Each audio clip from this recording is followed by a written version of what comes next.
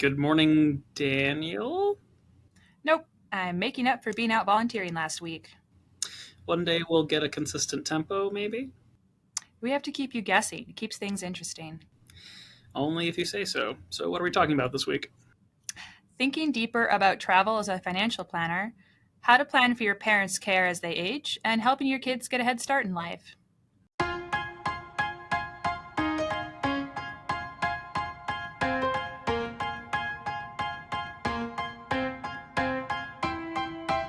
Welcome to the Science of Wealth, where we discuss the science behind financial planning and the art of learning and applying it.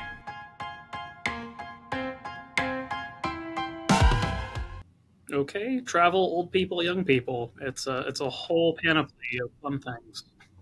No, they actually tie together this time, which is abnormal for my topics. But these are always questions. We meet with people in the initial stages, and they often have very vague goals. It's hard to answer, what do you want out of life 50 years from now? That is a tough question. And these are kind of the big three things that people are like, I don't know. Maybe I should think about these things. But they often have trouble getting specific, which is why I picked them. Sure, it's funny. I feel like if the answer was like if the question was what do you want to do 50 years from now, I feel like for about half our clients the answer would be like be alive. That would be nice. That's A true. little, it's a little far out. Maybe less than 50 for the older ones. But I find that the younger people are, who I love working with, it is hard to plan that far out. Well, sure. I mean, right. If you've only lived 25 or 30 or 35 years, the idea of what you're going to be doing in 50 years seems pretty abstract.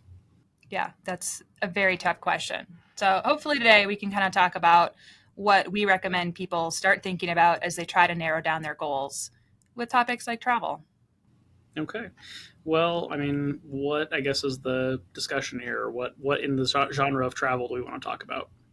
All right. I very much so want to cover like what kind of things do people need to consider as they're trying to narrow down their goals? Even really simple things that we've touched on a little bit in other podcasts, but not in depth enough. There's a temptation, to put it on your credit card. I'm young, it's fine. Even something as simple as like, how do I finance my travel? Sure. I mean, first things first, before you even get into like how are you going to pay for it or how's it going to work, I think you have to decide whether travel is going to be a part of your work life, whether travel is going to be an incremental, periodic thing, like the annual trip, the biannual trip, something like that. And from that, sort of inform how you want to go about it. Because I think there's a big difference between like travel as a passive activity and part of your life versus travel as like a thing you kind of step away from your life to go do. So, in the framework of like a working travel, right? Whether it's your job that actually has you traveling and then you don't really have a say over it, but maybe you've got a job where you work in logistics or consulting or certain types of science and tech, where sometimes you just got to go to other countries or other parts of your country to do it. I think that's one where maybe it's not travel in the way you'd think of it for fun, but I think you make time for it. Even something like for us as financial planners, we don't have a lot of reasons to travel for business other than conferences or education, but conferences are often held in interesting places, and so carving out time on either side can make sense. Now, if it's periodic travel, that's where I think things like credit card strategies, financing, duration of travel, et cetera, starts to play a much bigger role and is more of a planning conversation. Sure. And there's so much to think about. I think there's hidden costs to travel. People like, I have 2 weeks of PTO, so it's fine. It's not a money thing, but you're leaving, you're not taking care of your personal life because you're not there. Things are piling up. Do people need to account for things like that, or that's too minuscule to even factor in?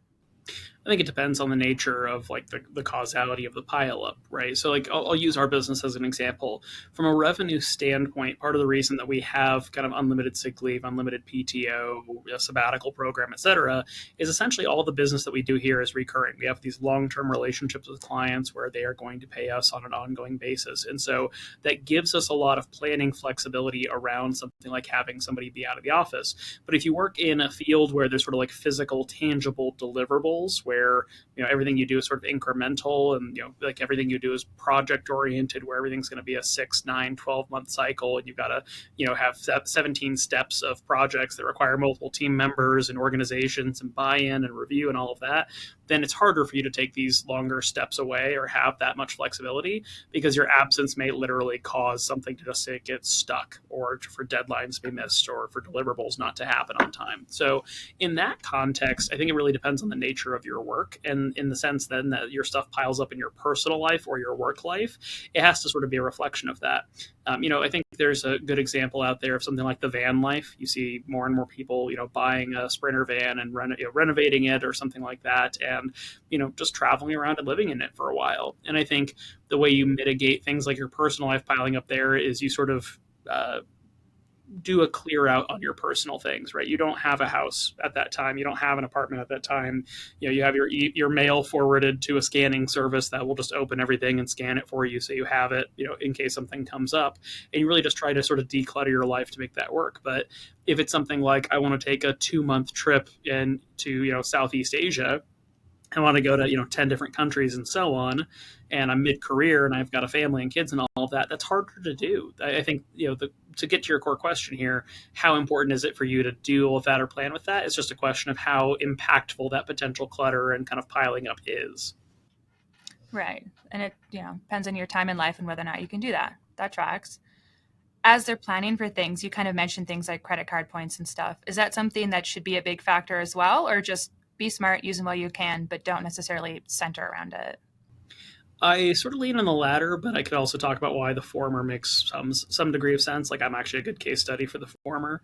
I think the latter makes sense insofar as you have to remember that points and rewards and miles and all this are designed to entice you to consume in a particular manner, or to consume certain products or services from specific vendors, and that there's no free lunch. Right now, credit card points, whether it's cash back or miles, are technically treated as a rebate of money you spent. And there's the thing where maybe your credit card gives you 5x miles if you go to restaurants, but it's only 1x for gas or regular stores. Like, there's little things like that that can sort of be ticky tacky. But remember that essentially you're just spending a fraction of your income. I think it's very smart to use credit cards responsibly to get cash back or miles or rewards or something. But I'd be careful about falling into the trap that all the companies offering these want you to fall into, which is the overconsumption trap, where you're spending money to rack up points. But you have to remember that the points are never going to amount to more than like 2 or 3% of your consumption. And so if I'm spending $1 to quote unquote make 2 cents or 3 cents in rewards, that's not really a good way to go about it. But I think if you just happen to have a regular life and you don't really think about the rewards as a driver of your behavior, but you're like, hey, I'll take 1 or 2 cents back on every transaction, or I'll take free flights every couple of years, based on my normal spending behavior, I think that's okay. Now, if you're me, right, I'm the type of person who likes to use miles, because if I use cash back, I wouldn't do anything with it. So I prefer miles as my form of reward and credit card consumption, because I can only really use it for that purpose. And so that sort of becomes the reason for me to have that particular type of card versus cash back or some other type of rewards card. And is that because if you said you get the cash back, you wouldn't use it for travel, and you're trying to encourage yourself to do that? Pretty much. I already save an enormous amount of my income as it is. Like, I could afford to travel a lot more than I already do, or have a lot higher quality travel than I otherwise would spending cash. But if I have 1 million miles on United, well, gee, that's 2 first class tickets from here to Vietnam, or from here to the UK, or from here to Italy or something, with my wife. And that's all we can really use it for in a serious sense. Or we can fly first class domestically a bunch, but that's not so expensive that I wouldn't just pay cash for it anyway. So it sort of forces a quality of life factor, rather than having cash back and be like, cool, I'll just transfer that into my savings, and now I have more money on my savings that I'm not spending on anything anyway. Okay, that makes sense for you, and based on what I know of you. As we're talking to people about travel, that's another big topic then, is the quality of travel. How do they decide between like a bunch of really cheap trips or like long weekends versus doing some big fancy luxury all-inclusive type vacation? I think this is really just a sliding scale between like quantity and duration versus quality. And I don't think there's a right or wrong answer for anybody. I think there's a balance that anybody can strike for themselves in deciding, hey, I think this is the right type of travel for me and my lifestyle and my needs. I think health can be a factor, family size can be a factor, right? Like a married couple making $300,000 a year might decide to go on a kind of bougier trip, but a married couple making $300,000 a year with four kids is probably going to go for lower cost, higher quantity, quote unquote, insofar as like, hey, let's do more trips to national parks. Let's take more trips to visit our parents, across the state or on the other side of the country, where we're not going to fly first class. We're not going to stay in 4 or 5 star hotels and resorts. We're going to go do more stuff because we're trying to kind of get more experiences in for our family. So I don't think there's a right or wrong answer here. I think you decide on the type and quality of travel that you want. I think the only exception to this is when you are on one end of an economic spectrum, right? You have a lot of savings, a lot of wealth, a lot of income, but you're still kind of penny pinching for your travel in ways or places that just don't make sense for you. We had a conversation with a client yesterday who has a net worth of around $5 million, and we were talking to him about his travel budget and his wife's travel budget and retirement. And one of our points of advice was like, you could just fly first class. Like you don't have to; it's not necessary, but you're already underspending so much relative to your wealth accumulation because you have high Social Security income, you have high pension income, and so on, that frankly you could afford to do it, and you'd probably enjoy your first day or two on your trip a lot more if you were kind of well rested and comfortable going to and coming back from. And I don't think you quite took the advice. I think his response to that was like, well, don't tell my wife that. But that's just sort of the general advice. It's like, look, man, like you can afford it if you want to. Go for it. If you don't want to, that's your decision. But I'm telling you, as your planner, you'll be fine if you enjoy your life and enjoy a slightly higher quality if you want. Yeah. Yeah. And he's in that place in life where it makes sense for him too. I think I tend to go the more frugal route, but I'm young, I'm not married, I don't have kids traveling with me, it doesn't matter. So like for me, I do it totally differently. Well, like, and kids again is sort of a good example. Like today, I tend to fly first class just because, in a literal sense, I don't really like rubbing elbows with people. Like just as on a physical level, I'm kind of over it. But the day that Caitlin and I have a child or something, we'll probably just go back to flying economy or economy plus because we can stick small child in between us, and then I'm not going to have to rub elbows with anybody. I'm just going to have to make sure I don't like elbow Junior in the face accidentally. Right. Changes things. Okay. How do you categorize in your brain other types of travel? Like you're not choosing it. Your friend is having a destination wedding and you got to pay for it. Is that still in your mental travel budget, or do you make some sort of other category when you're thinking about things like that? I like to put that into a different category, particularly for young people. I think as you get older, it's probably less material because you've built up a certain level of income and wealth and it happens less frequently. But particularly for like the post college 22 to 28-year old sort of time frame, there's this weird phase, and if you're older, you know exactly what this is, and if you're younger, you might be experiencing this now. But there is this weird time frame where like 90% of your friends get married. You might be one of the friends who gets married too, and it seems like everybody wants an Instagram wedding to some extent. So like the weddings just are not happening at like the local church or the local community center or something. They're always happening up in the mountains or in a different state, or maybe they're dating somebody who's from a different place than you are, so then they've had to go somewhere else, or that's part of their job when they graduated, they moved across the country, but you're getting invited. Like I went through a year where I was in 9 weddings. I was best man, I think 6 or 7 of them, and I spent way too much money on like tuxedos and bachelor party stuff and flights and all of that. Super, super fun. But I think it's reasonable for people at a particular stage of life to just say like, look, I've got a wedding travel, whatever budget.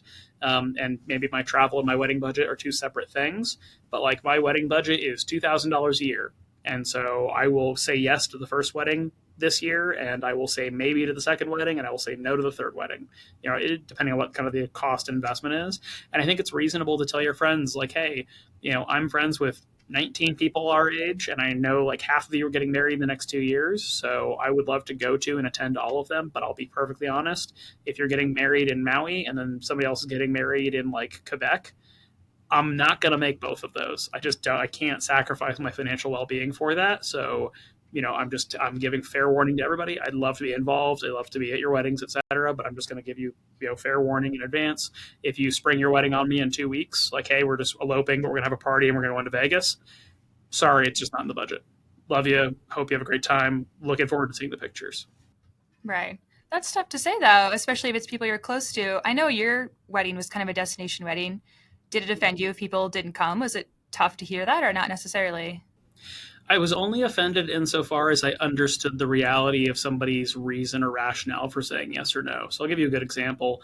We had a couple of friends who came that I was shocked came. I was like, wow, like, we're not super close, but you came and I'm really glad you did. And I'm glad you attended. Like, this was not cheap and giving your income and means. Like, thank you so much. There were other cases. We had one set of friends where we essentially bent over backwards to try to help them get there. Like, we were willing to help them with accommodations. We were willing to help them essentially with everything but the flights.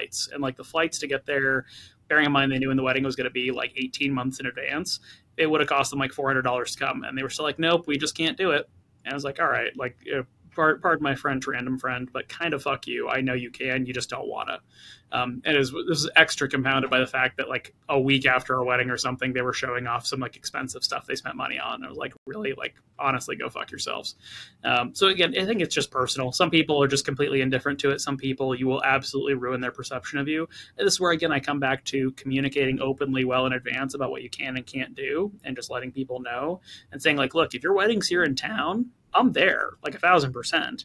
Right. But the further you move the pin from where we are, the more bachelorette stuff you require us to do, the more fancy, bespoke, custom crap you require us to do, the less I'm going to be able to do this. And so that's just part of balancing it. And also, as the person getting married, having some deal of respect for the people who may or may not attend based on how much burden you're placing on them.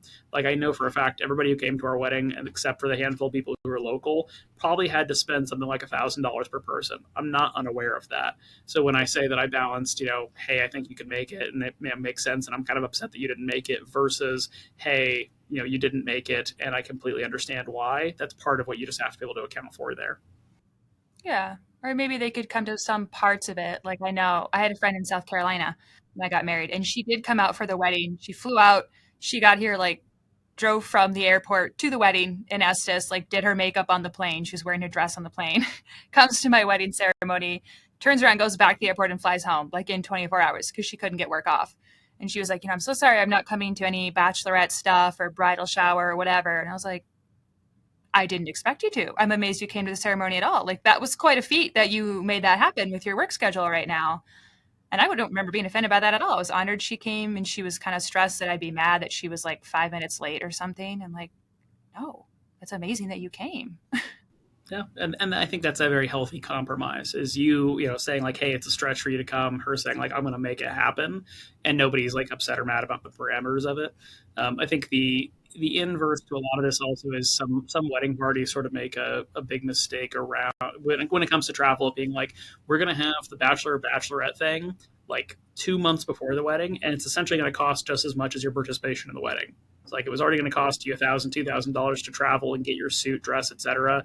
But also, we're going to do something fun in the Hamptons, or we're going to like Miami or Key West or something. So you've got to do double wedding costs. And again, it just comes back to reasonableness. I think one of the best wedding gifts you can give, or sort of not wedding gifts, but sort of bridesmaid, groomsmen gifts you can give, is just defraying the cost. Right, like my groomsmen gift to my groomsmen was I bought their suits. Like, that was it. I gave them gift certificates or gift cards to the tailors, essentially, and said like, if you have a great suit, great, use this for anything else you want. If you don't have a great suit, here's what I recommend. Here's the gift card that will pay for all of it.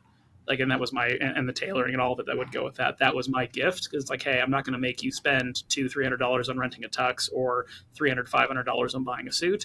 I'm going to defray that cost for you, so that way it's that much less burdensome for you to attend and take part.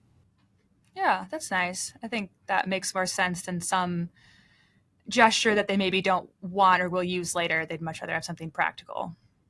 I have gotten a lot of like monogrammed flasks and like travel shaving kits over the years, and I do still have one of them. But I gotta admit, like, I've lost all the flasks and lighters. I think there's a knife somewhere. I definitely have a pint glass that still has my name on it, but that's it. There's a lot of groomsmen, bridesmaid gifts that are just kind of not good. Yeah, they'll all get lost eventually. I thought we were talking about travel. Oh yeah, okay, we have to circle back. What are your thoughts on travel insurance? Ooh, yeah, this is sort of like the investment thing. If you can't afford to lose it, don't make the investment. So in the same sense, like if you can't afford to redo the travel, or the travel is like mandatory in a sense where you can live without it, get the travel insurance, right? So like if you're going to spend, $10,000 on this trip overseas, with your partner or with your family, and it's the only trip you're going to take all year because it's the only trip you can afford, I think it's worth spending $100, $200 to get the travel insurance on that. But if it's like your $220 ticket to Kansas City, I don't think you need to pay $20 to insure it in most cases. So that's just sort of the balance. If you can afford to live with the loss of the trip or not taking a trip, don't bother to insure it. If you can't, then yeah, go ahead and insure that risk because you can't afford to lose it. Does the timeline affect that all for you? If you're like, oh, I'm planning a trip for 12 months from now, a lot could happen between now and then. Is it a better idea to get insurance then, or you don't care? It really depends, honestly, on kind of, again, the costs, but also the nature of the thing. Because a lot of travel insurance that's sort of sold at the point of sale is also very, very limited in scope. Like if you buy plane tickets, they'll try to sell you travel insurance, but often that travel insurance really is only going to cover just the flight and maybe like an incidental, like one night at a hotel. And so the question is your travel insurance going to cover the flight, or is it going to cover the accommodations? Is it going to cover the rental car? Is it going to cover the opportunity cost of like the excursion and trips and tours and whatever you were going to pay for on this trip, etc. So like there's a big difference in the quality of travel insurance and what really applies there. So I think that also becomes the question. Like I think the further out, it might make more sense, but I think I also just return to the, what is the nature of the thing? There's also an element of quality here, right? Like if and again, I'm being bougie and privileged as I say this, right? But if I buy first class tickets overseas, guess what? I don't need travel insurance on that flight, because it's baked into the price that they are going to reschedule that for me or something like that. Like for our honeymoon, we had tickets to fly out on Sunday from San Francisco to Auckland, and originally it was on United, and about 4 or 5 months before, United called us and said, "Hey, we've canceled every other day of flights, and your flight happens to be on that every other day, so we can move you up by a day or we can move you back by a day." We were like, neither of those work for us, and they were like, not a problem. We are going to get you a first class flight on Air New Zealand instead. And no cost, no hassle. Here's the number you're going to call. It's already taken care of. Like just call to make sure you pick your seats and all of that. Picked up the phone, made a call. Here's your seat map. Click, done. 10 minutes to fix our $10,000 flights overseas. And so as part of if you pay at a certain quality, it's baked into it. But if you buy the Spirit Airlines, Ryanair, everything including your shoes costs an extra fee sort of airline, yeah, your travel insurance is going to make a lot more sense in that case, particularly if it's a far out flight. Yeah, I know. I think that my sister and I are going to Slovenia in the fall, and she was very anxious about whether or not to get travel insurance because she's like, it's so far away and it's such a long flight.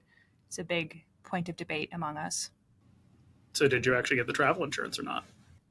We did, and it already kind of paid off because we're flying through Turkish Airlines, and there was already kind of like, hey, we're moving your flight, but that's your problem. And I was like, no, it's not.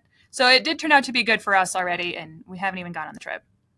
Sure. And I think that probably just brings up a factor, which is the more complex the travel, the more the insurance makes sense. Yeah. And we actually haven't planned the whole trip. We need to, but the less hiccups, the better. All right. I'm moving on to number 2 here, Dan. Now I want to talk about parents. Another big thing, the vague goal we get, I ask people, is there any anticipation of maybe having to take care of your parents one day? Because that's a big ticket item that to be surprised by when you're older. And they say, I don't know. How could I possibly know that? Yeah, I mean, it's an interesting life cycle, right? You're a child and your parents, your understanding of your parents' finances is really more like sociological observation, right? Like, do we drive nice cars? Do my friends have bigger, nicer houses than I do or not? Do I have all the video game consoles or do my friends have all the video game consoles, right? Like, what kind of trips and travel and vacations are we taking? And then we become like adults and we understand like, oh, my dad's a cop and my mom's a teacher, and I can just make an educated guess about where we fall into the socioeconomic hierarchy. And then time goes on and suddenly you're in your 40s or 50s and your parents are in their 70s or 80s, and suddenly you realize, I've never had a super strong understanding of my parents' finances. I just had a general understanding of where they fit into the scheme of things. And now that worries me because I'm starting to think about my own retirement, and my financial planner is asking me about my long-term care plans and my family history and my health and so on and so forth. And I'm realizing that I don't know anything about that for my parents. And so that becomes a reason to start a conversation with your parents sooner than later, not only about just their long-term care needs, but just their broader estate plans. Hey, if you were incapacitated, a vegetable, something like that, do we have healthcare directives that we should keep you on life support or take you off? Organ donor, right? Do you want that to happen or not? Do you want to spend a lot of money on long shot treatments, or do you want to do not resuscitate sort of things? There's a lot of just healthcare conversations we had here, let alone then the financial conversation of, are you able to take care of yourself, or do I need to plan to pick up the slack for you at some point? Well, how do you start that conversation? Nobody wants to talk about, potentially getting Alzheimer's in 5 years and what that looks like for them. That's a tough topic. I think a little humor goes a long way, right? Like, no conversation with clients about life insurance passes without one spouse looking at the other one and being like, you're in trouble now, right? I'm going to be rich if you die. Like, no conversation ever gets by. And so I think you have to look at your parents. And there's a financial planner I know from Kansas City, George Fernandez, who has, I think, in the last 20 years, taken care of all of his and his wife's parents, like physically, no long-term care planning, no insurance, nothing like that. So they've had to become live-in parents, and they've had to caretake. And the way he puts it is, you can hem and haw about like whether you want to have this conversation or not. But here's the question I have for you, person thinking about their parents. Are you ready to see your parents naked? Are you ready to wipe their butts? Right? Are you ready to feed them? And I think for most of us, the answer to that is nope. Not just nope, like hell no. And so, the point of humor here being, right, just going to your parents and saying like, I don't want to wipe your ass, right? Or I don't want to dress you, and I never want to see you naked. So with that in mind, can we have a conversation about your retirement plan, about your overall plan, advanced care plan, so on and so forth? And it's a little awkward, it's a little uncomfortable, but getting into the nitty gritty is a lot less painful once you just start the conversation. Right. When you're starting it early on like that, do you involve, say, all the siblings or all the, son and daughter-in-laws, or you kind of start with a smaller group and then open it up to more and more family? How does that go? I think you start it with as small group as possible because functionally for you as an individual, you are the constituency of you, right? You are here to represent your interests in this conversation, and then your parents secondarily, and then your siblings or third parties, kind of last in the order. And so if you start the whole conversation as one big family democracy about like who lives closest to mom and dad, and who has the most free time, and who's too busy for that, and who's at a phase of life where they just got too much going on. Like, it's amazing to watch how quickly people will back up when you ask the question of like, hey, who is mom going to go live with? Right? Nobody's just going to jump forward and be like, she'll come and live with me.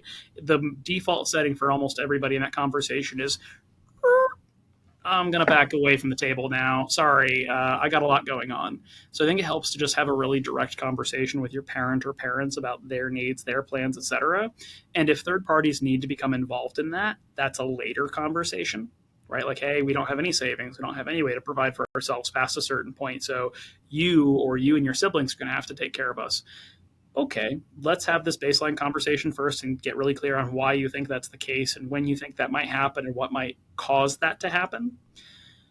And then let's bring in the relevant siblings. And I want to be careful about relevant here, because the definition of relevant is not everybody necessarily, right? I'm imagining a scenario where there's 5 siblings or something, right? It's the most kind of important or most involved siblings first.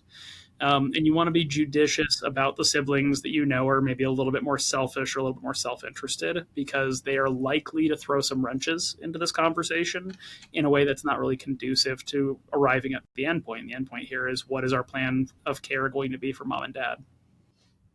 How do you factor in spouses? Because maybe, say your imaginary sister is super psyched and she's like, yeah, I want mom to move in with me. I want to make sure she gets good care.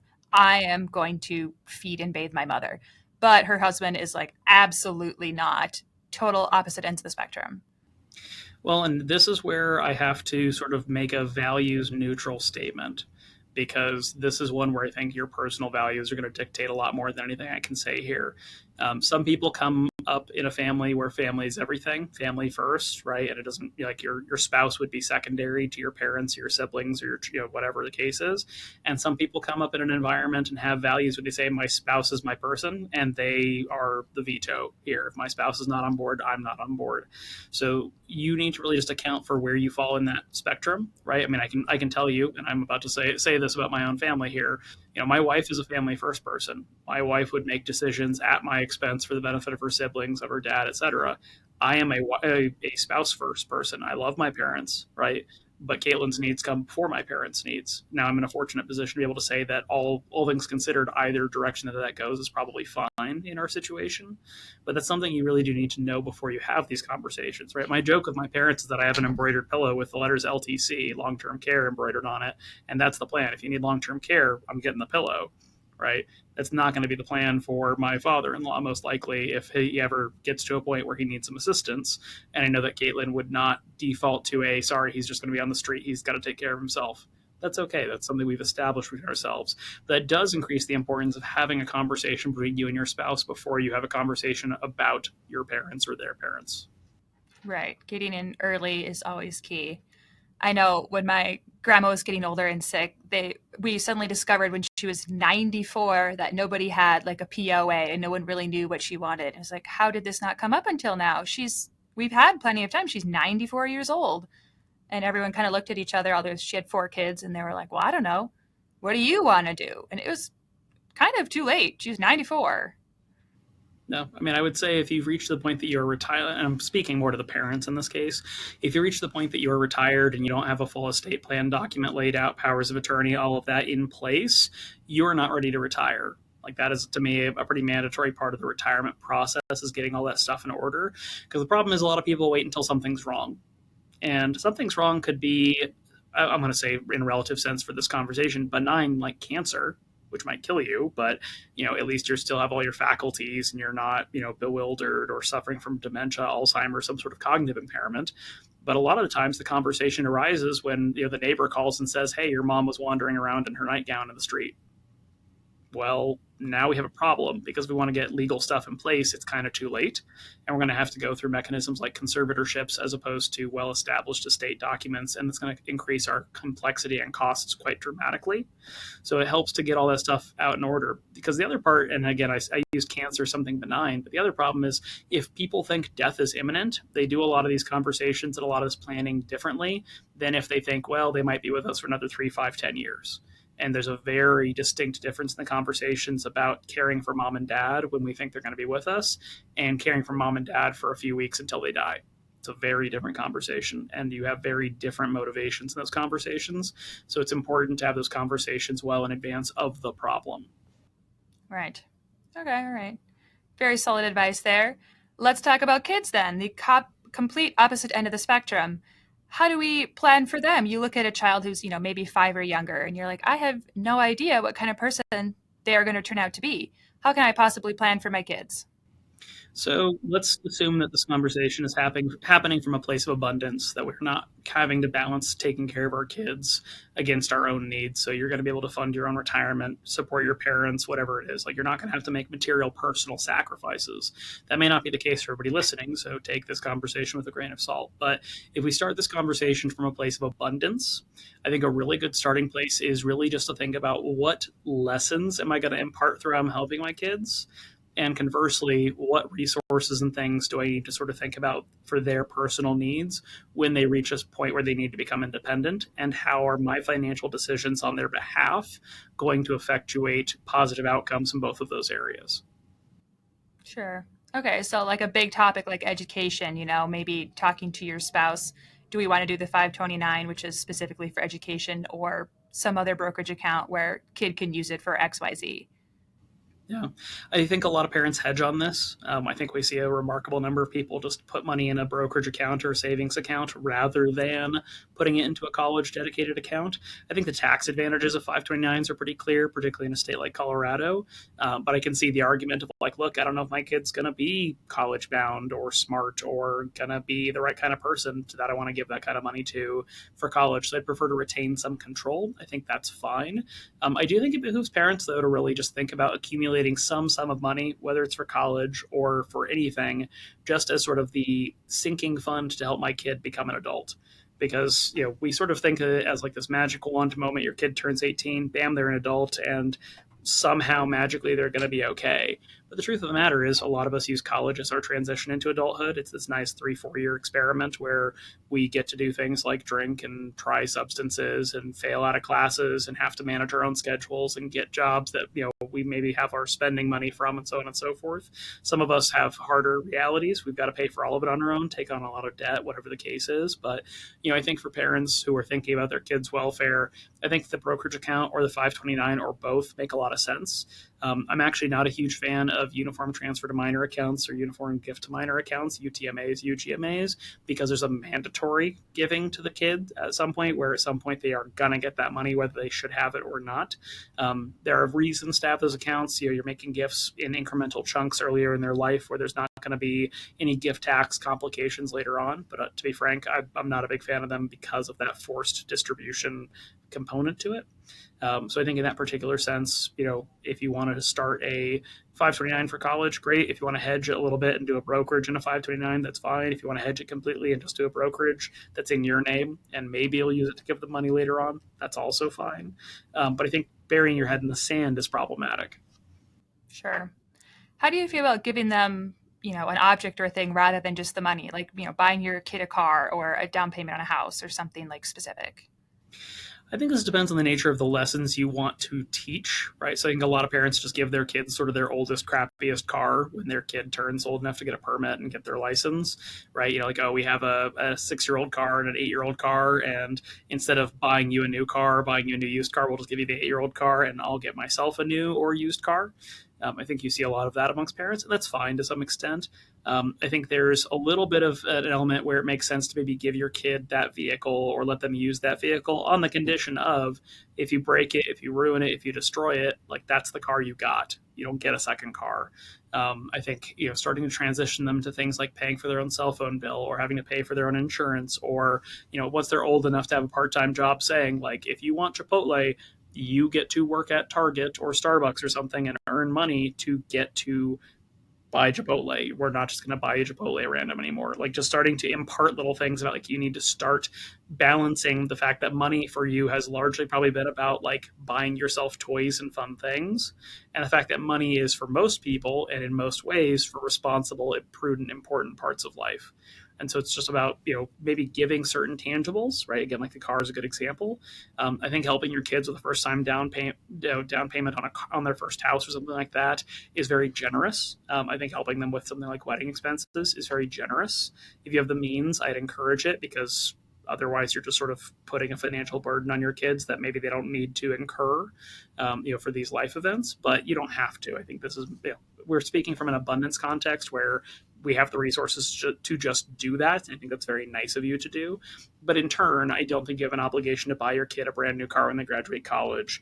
I don't think you have an obligation to give them so much money that they didn't have to save anything for their first house and so on.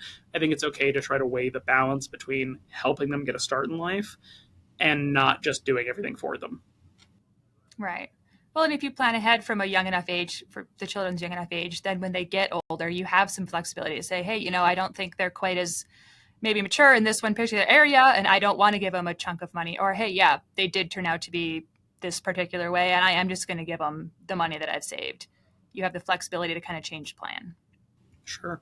Well, and I'll give you a good example from a client. I think the client listens to the podcast here. So if you recognize yourself, hi, it's you I'm talking about. All right. But we have clients who, when they came to us, said, like, yeah, we're essentially giving our teenage son $1,000 a month in assorted allowance. And I actually don't think that that's intrinsically bad. There's a whole different conversation about their financial plan and needs. But I think there's a family out there, there's a parent combo out there where at a certain age you say, like, I'm going to give you money, like more money than your allowance really warrants, but I'm going to start teaching you to be responsible for managing your expenses. Like, when we go grocery shopping, you're going to pick out some groceries for yourself and you're going to buy those, right? When we go out to dinner, you're going to spend money from that larger allowance or that enhanced allowance. And you're going to have to make a decision about whether you're getting the double bacon cheeseburger with, 2 sides and an appetizer, or whether you're just getting the salad. Like, I'm going to start teaching you financial lessons about managing your resources by giving you more resources that I would otherwise just be spending on your behalf anyway. So I think there's things like that you can do where it makes sense to give more or provide more enhancement. But I think it's really important to tie financial gifts and financial support to financial outcomes and lessons. That's a good idea. Would you do that with your kids one day? I will almost certainly do that with my kids. Caitlin may disagree. We'll get to that conversation at some point. But I'm not talking about doing this to like a 3-year-old, right? But I'm saying like, hey, when they get to about 10, 11, 12, and kid dependent, right? Some kids are more independent, some are more dependent, right? But when they reach a certain point where you're like, all right, this kid is smart enough to manage, $50 a week, I'm going to start placing some obligations on them to do smart things with that. Now, the one thing you want to be careful with there is some kids can figure out how to game that system pretty quickly. And you have to remember that you are the system. It's like there's some kids who will just be like, great, I will starve and I will save every dollar and I will not support myself in any way because I know you're not going to support me. Or you're not going to let me starve to death in this situation. You're not going to let me go to school in tattered rags from like 2 years ago in an undersized t-shirt. Like, understand that some kids will try to call your bluff in that sort of dynamic. And so be cautious and judicious about that and knowing your kids. But as long as everybody's sort of participating in a good faith way, I think it's a great approach. Okay. All right. Well, I look forward to watching that pan out. Intriguing. I hope you're here in like 20 or 30 years to judge whether my advice was working for me or not. Yeah. I get to judge your kids and see. I'm like, yeah, that was a good idea. Yeah. Perfect. We'll put a little time capsule reminder out like 20 years in the future to come back and see how wrong I was. I'm sure Caitlin will be psyched. We will find out. Anything else we want to talk about as far as setting up kids or helping kids, or are we feeling good about that? I feel good about it. I can only critique people so much because I don't have kids. So there's kind of a point where they're like, well, until you have them, you won't actually know. So I'll quit while I'm ahead. I mean, insert some terribly judgy comment about you're running out of time and yada yada, and kids are the best thing that ever happens to anybody. Yeah, I get plenty of that. I'll call my mom if I want some more of that. I will decline to substitute for your mother. All right. Well then, as we wrap up on the week, let me ask the question as always. What have you learned since you've not been on the podcast for a few weeks that you'd like to share with everybody as a good takeaway or lesson? All right, it's big, get psyched. But you have to ask more questions, which led to my topic generation for the podcast this week. But, I'm back in school, I'm doing online classes, right? And some of my teachers do not have the communication style that I prefer, nor the quality that I am looking for in a professor. And that is teaching me to ask way more questions, be thorough, document something. But I've never regretted asking questions and getting more clarity with anybody, teachers aside, you, people in my personal life, whatever. I love asking questions, and I think everyone should do it way, way more because it always helps in the end. Yeah, I mean, I think even if you think about the topics we cover in the podcast here, I think we're pretty clear that knowing more is never going to hurt. Right? Have conversations with your parents, have conversations with your kids, have conversations with your spouse, your coworkers, your partners, right? Be willing to share information, right? We have a lot of sort of social mores around like not bragging, not, and keeping things certain private, so on and so forth. There's a lot of things we don't talk about as a culture that we would benefit from immensely if we really took the time to ask questions and to share our answers. Yeah, I like it. I'm very open, for example, about what you pay me because our pay scales are public.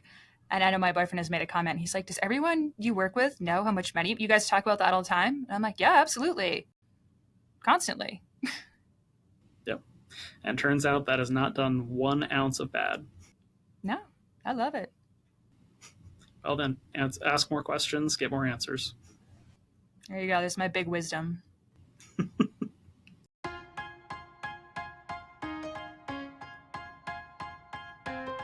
The Science of Wealth is produced by My Wealth Planners, a registered investment advisor in Colorado. The theme song is This Is Your Time by Dan Phillips.